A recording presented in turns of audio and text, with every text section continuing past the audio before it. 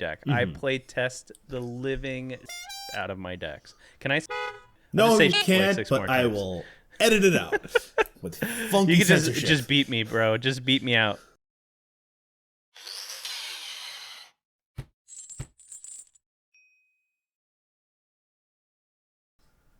Hello, friendos. This is Chain. Welcoming you back to Chain of Commander, and it is time for our monthly visit to the Recruitment Office, where we bring in actual, real-life Magic players, that they exist now, to talk about their favorite EDH decks and just why you might want to consider playing it. And today, I brought along somebody who is on the opposite side of the country from me, the power of technology. So I might as well have this individual introduce themselves.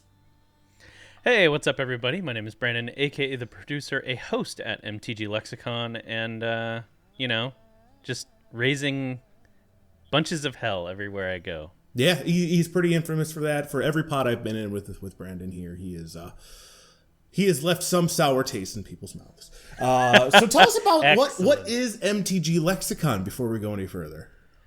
So MTGLexicon is kind of like a all-around. Think of it like a bar, like a nice little dive bar, where you kind of get to know everyone. Everyone's really playful, happy, and go lucky, and we drink and we talk Magic to everyone, and we receive the same in kind, and we absolutely love it, and we have a great time just genuinely being who we are without the facade of trying to put on a face or anything else like that. It's a really great place to just genuinely hang out with people that are kind of like-minded. Yeah, and their Discord server is popping.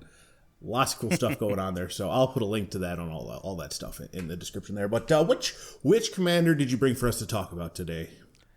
Yeah, so today I brought out Zur. I jokingly call him the Curse Chanter, but it's Zur the Enchanter. Flying. Whenever Zur attacks, you may search your library for an enchantment card with converted mana cost 3 or less and put that onto the battlefield. If you do, shuffle your library. So he's a tutor.stick. So the large majority of the enchantments in here are under 3, but there are actually like quite a few that are over 3. So Zur's just there to help us kind of generate some extra oomph. Yeah, Zur, historically, Zur has been known to be the type of commander that people don't like playing against, because quite often those enchantments that are being fetched off of him are stacks pieces and stuff of the whatnot. So as we get into this list here, I see that you keep true to that, but not as bad. I see that you have a little bit more fun in here than just straight stacks pieces. But so Zur, why Zur? What inspired you to build Zur here?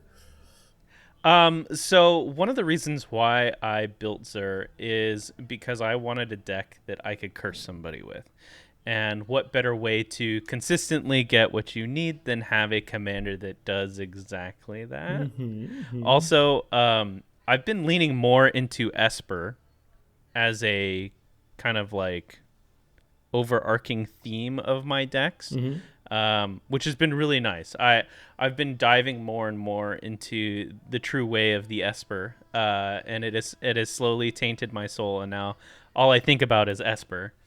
So it's been a lot of fun kind of going down that road. And that means I have some value to get out of this conversation as well, because I do not have an Esper deck yet, though I do wish to complete the 32 challenge and have one deck of every color combination.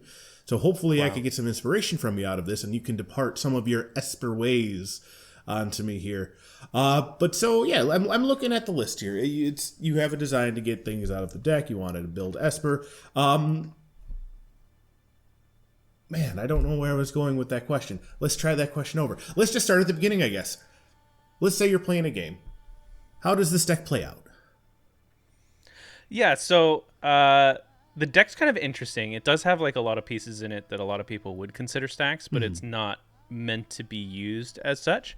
Think of it like a targeted stacks. The idea behind the deck is I want to suffocate one person to complete shutdown, and then I need the rest of the table to help bail this person out. In the process, every time someone reveals a removal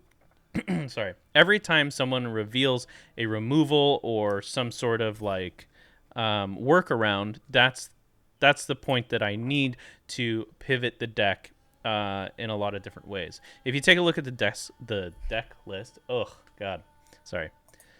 If you take a look at the deck list, you'll notice that a lot of the spells in here are kind of offensive and defensive in regards to like the way that they can be used.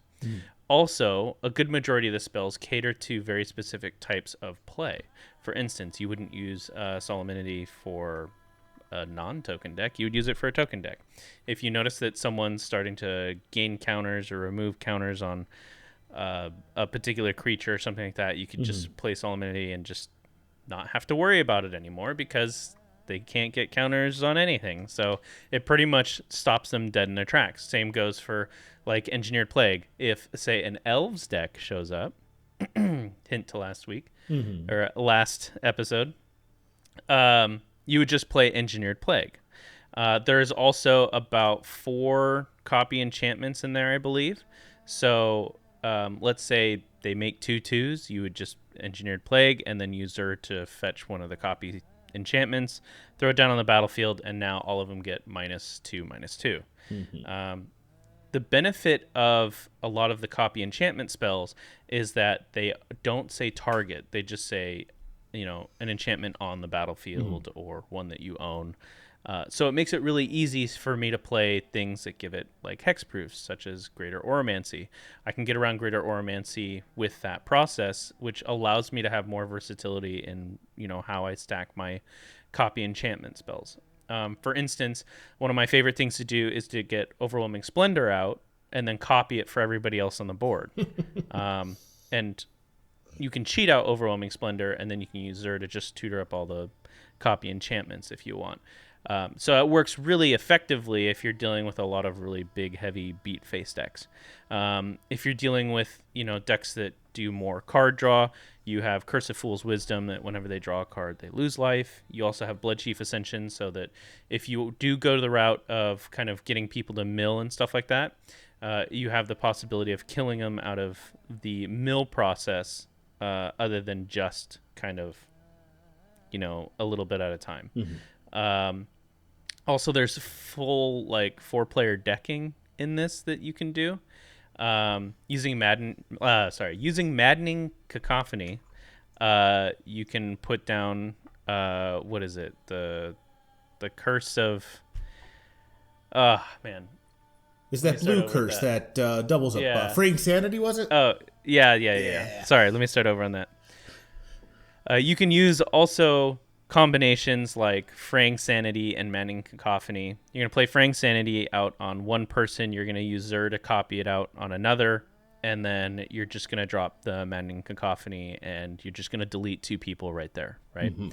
So there's a lot of ways to win. One of my favorites, which I've only done once, is using Karma, Urborg, and a couple of other tools to help you. One of the ways that kind of keeps the damage off you while you're kind of doing your karma thing is Personal Sanctuary, right? This just means that you don't take damage on your turn. So karma is not going to do any damage to you for any of the lands you have, and then pretty much everybody else does, but then you can tutor out Paradox Haze with Zur, and you can double the upkeep, which means they're taking double damage at the beginning of each upkeep for all the lands that they own. So this is a great way to punish people who have a lands deck. So this is really like a Swiss Army deck, kind of Swiss Army pocket knife deck thing, where I have an answer for just about everything that exists in this deck. And so because most of it is tutorable or things that I can use or get or look for, it makes it very easy for me to lock any type of deck down and have it consistently do its thing, which is really nice, especially when you're running with Zur, who is a massive target. I don't think there's any one time where I've been able to play Zur and then have it go the full way around the table back to my turn and still have it. Well, also think about any of those pre-game conversations you have where it's like, oh, what deck did everybody bring? And you're like, I got this and I got Zur, and then you hear everybody go, let's go to the other thing. Zur is known to be a target. It's a kill on sight, and it's not just this. All of my decks have a lot of control to them. Doesn't matter what color they are. I somehow build a control deck no matter where or what it is. So I built quite a reputation for, a lot of groups have their kill somebody first, right? I'm that somebody for our group, kill Brandon first. You'll hear many people joke about it and stuff like that. Ursa Bearwalker, Tom, and NYPD. No, God. That's the... NCPD. Wow, why was that so hard for me? But you'll hear a bunch of people, talk about kill Brandon first, which is hilarious to me. But because of which I've built Zur to be very hardy. Haha. But yeah, the whole point behind this is to make someone suffer to the point where the rest of the table has to bail them out. And then as soon as that happens, it's me versus the table. And as soon as that happens, then I start going ham and I start just really drilling into people and making them hate themselves. Yeah, it's. I think when you were talking about Swiss Army, the word that came into mind for me was toolbox. And the great thing about toolbox is that it plays differently every time because it really is dependent on the types of decks you're playing against. And I know I also have a Curses deck. We've talked about my my Gen deck before. I think you've played against my Gen deck before, and we just talked about how it plays differently each time. And that's the cool thing about Curses, is that there's a curse for pretty much every game plan out there. You got Curse of Exhaustion if you want to stop somebody from playing Storm, and Curse of Fool's Wisdom for people who want to draw cards a bunch. It's just, there's answers for pretty much every sort of game style out there. But I noticed that the deck doesn't go all in on the curses. You have some other really kind of fun things in there. You brought up the Maddening Cacophony, which was one of the ones I was kind of keen to ask you about if you didn't, because that card is silly. How often would you say that the mill actually becomes irrelevant in this deck? I actually kill people with mill in this deck quite frequently. Huh. Most of the time I use a lot of the tools that are on the board against them. But I think a percentage of wins, I would say a large percentage of my wins are from full deckings using Fraying Sanity, Maddening Cacophony, or Blood Chief. So Blood Chief, once it comes online, if I Maddening Cacophony, everyone's dead, right? And that's just because whenever a card is put in the graveyard from anywhere, you lose 2 life. I gain 2 life, and when you're doing half your deck, that's at least 40, so you're taking 80 damage right off. Yeah, most likely. The halfway mark. That seems to be most likely the case. So I've done that multiple times in many games. The other way that I get a lot of win cons is kind of how I've already described. So Karma, I've done a lot of win cons off Karma. I've done total beat faces by using Dovescape. Yeah. And the whole idea behind that is I play Engineered Plague, name Doves, play Dovescape. I'm the only one that gets to make Doves once I put, like, I don't know, Elish Norn down, or Avacyn, or whatever else that helps boost the Doves, right? So I'm pretty much the only one that gets to do anything at that point, and then it's just very easy for me to just play a bunch of larger mana spells and then just go ham. All right. So I'm getting a strong feeling that decks like this are not meant for people who are thin-skinned and get easily offended when people try to remove their commanders. You need to be prepared that you will become the target when you play decks like this. Now, one thing I caught my eye here, just because I really like this card and I wanted to ask you about it, I'm just going to ask you about it now. Rite of Replication. I love this card. Man. That's such a great card. I just want to know what some of the best Rite of Replication targets are in this deck. Ooh, the funny thing is I don't keep this card in this deck for my stuff. I keep this card in the deck for everybody else's stuff. That's really what the it's card a really is versatile for. card. Okay, so it's a great card. What are some of the best things you've ever copied with it overall? So while playing Zur, I should specify.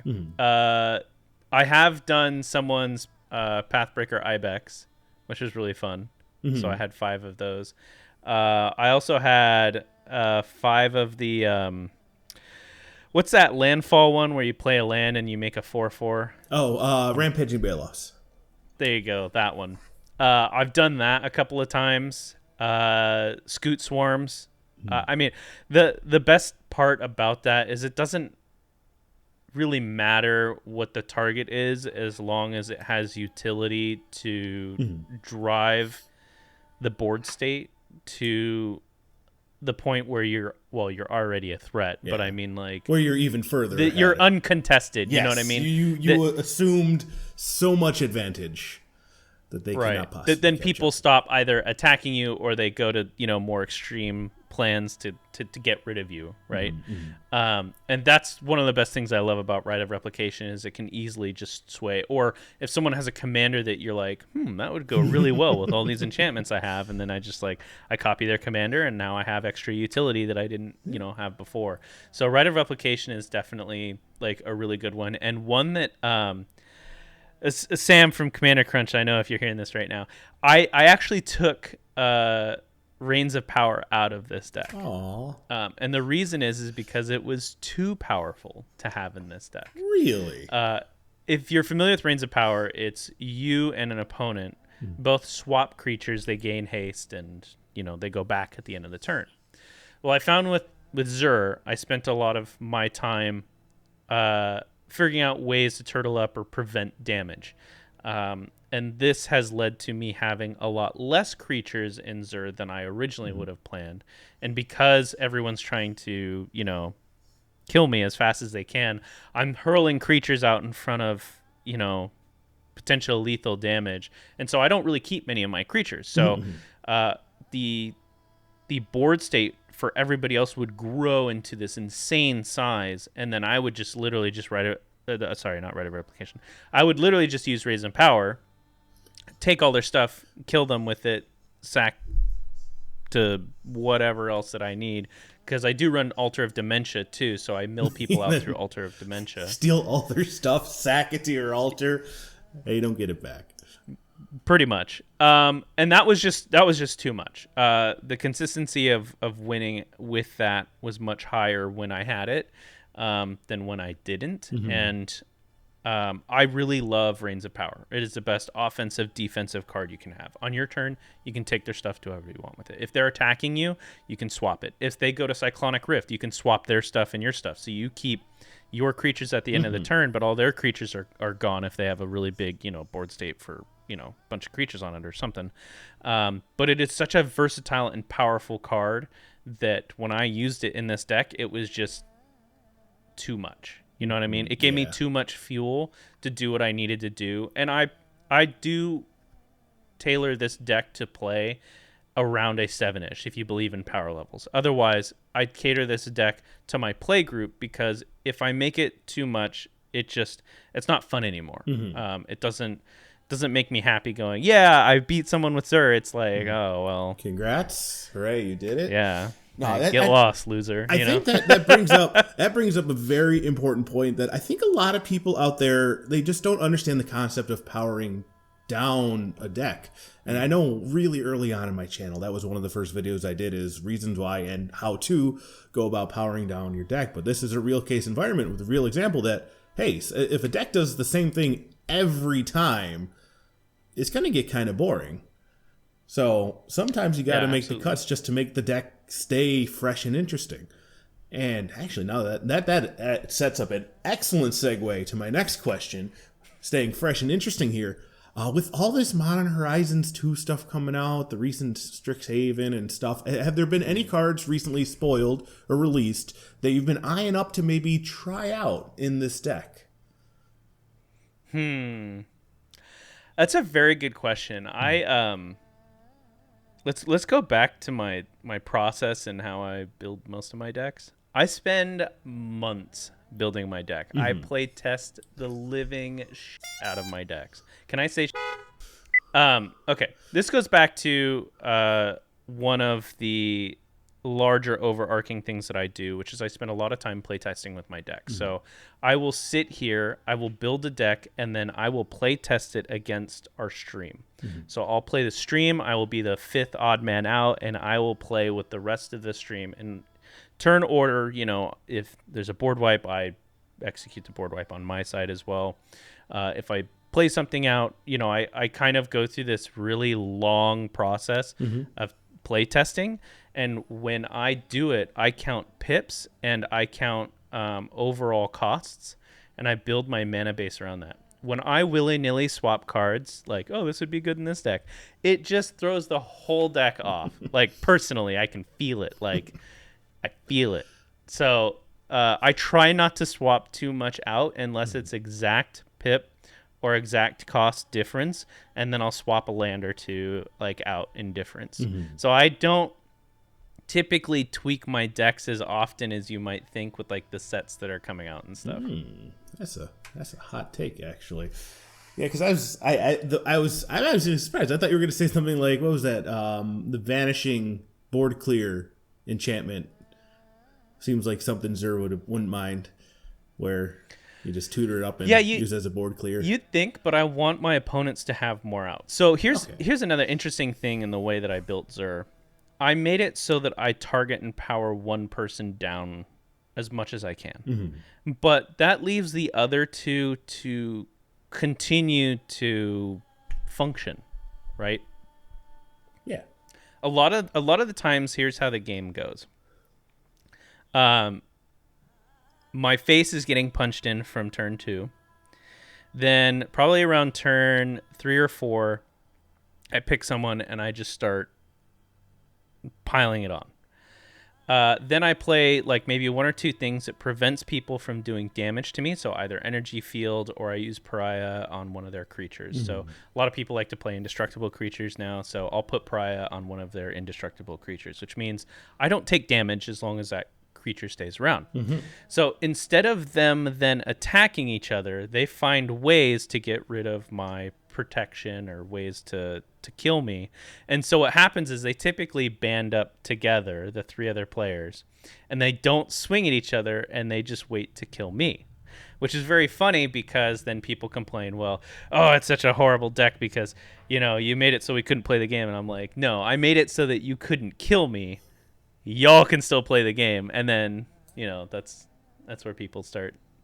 No, just take the more altruistic line. I played this deck to force you folks to learn the power of teamwork. You should be thanking That's me. what I tell people. This is the Tough Mudder of decks. It's just a team building exercise. But yeah, no, I have this deck is so much fun to play, and there are so many responses to just about anything anyone can do, and I could just like almost immediately tell you how to get out around or how to shut certain things down. I feel like that would be a good subject for a future video, maybe an actual deck tech. Do you have a deck tech for this anywhere? Chillin'? I don't think I actually have a deck tech for this. All right. Well, this is the closest thing you folks at home are going to get at home for now, I guess. I will, however, for your convenience, to save you some sanity, I will put a deck list in the description below so you can reference it. But at this point, I'll be honest, Brandon, you've been very thorough with this analysis, and I appreciate it greatly. You pretty much answered any question I could have before I could even ask it. But at this point, I want you to look at your camera, whatever face cam you have decided to choose to use there. And I want you to just talk directly to our viewers at home and explain to them why maybe, just maybe, they should give Zur the Enchanter a try. Don't buy stonks. Buy stonks. No, that probably wasn't good enough. No, I have no idea what that meant. Don't worry about it. Hey, what's up, everybody? My name is Brandon. If you had the opportunity to let out all the repressed rage and anger in a way without directly like backhanding someone, this is the way to do it. This is the most passive aggressive deck that you can play that is oppressive in itself. The benefit of playing this deck, if you ever have a chance to build it, make it, proxy it, you learn more about utility and how synergies work in a deck more with this than I think anything else that I personally have played or that I have looked for online. You'll find that a lot of cards in here work with at least 2 other cards in the deck or have a combo piece with them. That makes this very versatile and makes this very reactive. And there's a lot of games where you don't have to play your commander. There's many games where I just never play Zur, and it's because the way the deck is made it's catered to be able to, even without Zur, continuing to do what it does. The power There's a lot of benefits in of that, and I know of redundancy. people who love, Voltron and stuff like that. Obviously, that may be outside of your style, but it's a good thing to try and play with and learn with because it makes you a better player overall.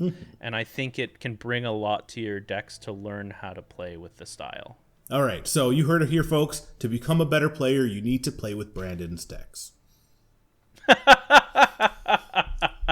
Whoa, I didn't say that. But yes, yeah. there were a lot of words there. Those are the ones I picked out.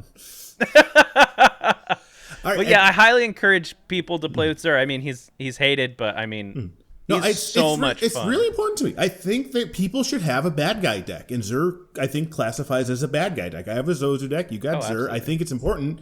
I don't know. They just happen to all start with Z by coincidence, but it's fun to be the baddie sometimes. But you have to you have to play the heel and really like get into the position. That said, one last thing. I think I just want you to reiterate where they can find you there, Brandon, so that they can hunt you down and maybe ask you questions directly.